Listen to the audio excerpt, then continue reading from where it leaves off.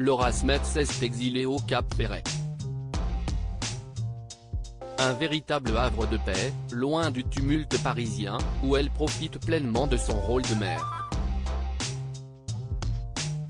Dans une interview consacrée à Madame Figaro, la fille de Nathalie Baye et Johnny Hallyday s'est livrée sur sa petite maison au cœur d'une nature sauvage qui aspire au calme et à la volupté.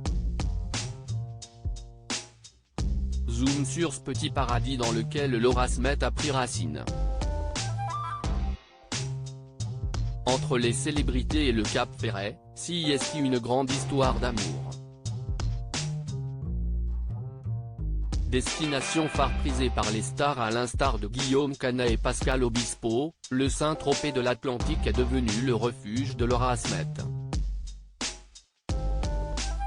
En effet, cette dernière a posé ses valises en terre girondine pour profiter d'un vol d'Aéreo de Salvatore. Loin du tumulte de la capitale, s'y est sur le bassin que la comédienne de 39 ans a jeté son dévolu en s'installant dans une propriété familiale, idéalement située à 2 minutes à pied de la mer. Et l'air iodé du littoral a du bon à en croire la mine radieuse que la comédienne a affichée lors de cette 76e édition du Festival de Cannes. Dans les pages de Madame Figaro, la fille unique de Nathalie Baye et Johnny Hallyday a ouvert les portes de ces havres de paix qui stimulent son imaginaire.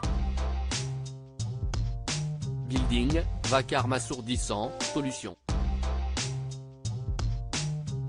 Très peu pour Laura Smets qui a toujours revendiqué être très proche de la nature sauvage à l'image de sa fougue et son tempérament de feu.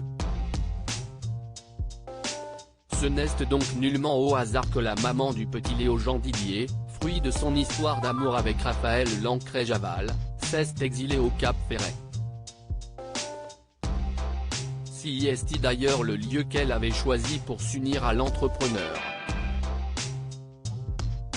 Une cérémonie intimiste et bohème à une date symbolique, le jour où Johnny Hallyday aurait soufflé sa 76e bougie. S'y est d'ailleurs à la légende du rock, Johnny Hallyday, qu'elle doit cette passion pour la mer. En effet, celui-ci aurait initié sa fille au sport nautique. Mon histoire avec la mer a commencé avec mon père. J'ai découvert à Saint-Tropez, où il avait une maison, sa passion pour la Méditerranée, les bateaux, et un peu pour la vitesse aussi, explique Laura Smets à Madame Figaro. Un amour inconditionnel pour la mer, elle me rassure, me calme et m'enveloppe, s'y est en ces termes élogieux que Laura Smets évoque sa passion pour la mer, un élément essentiel à son épanouissement personnel.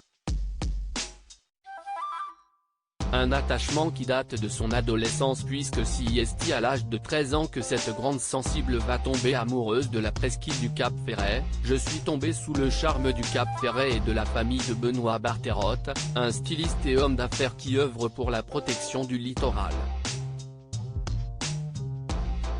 Ce défi de taille ne fait pas peur à la sœur cadette de David Hallyday. Elle y participe même activement, pour tenter de préserver les océans, je fais à mon niveau et je ramasse systématiquement les déchets sur les plages. Un sujet essentiel pour l'actrice qui veut faire tout ce qui est en mon pouvoir pour que nos enfants connaissent une mer saine et continuent de voir différentes nuances de bleu, des eaux salées, douces, chaudes, froides.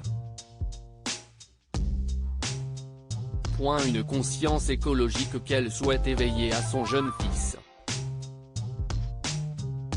Et il semblerait que cette connexion avec la nature et cette passion pour l'océan se transmettent de génération en génération.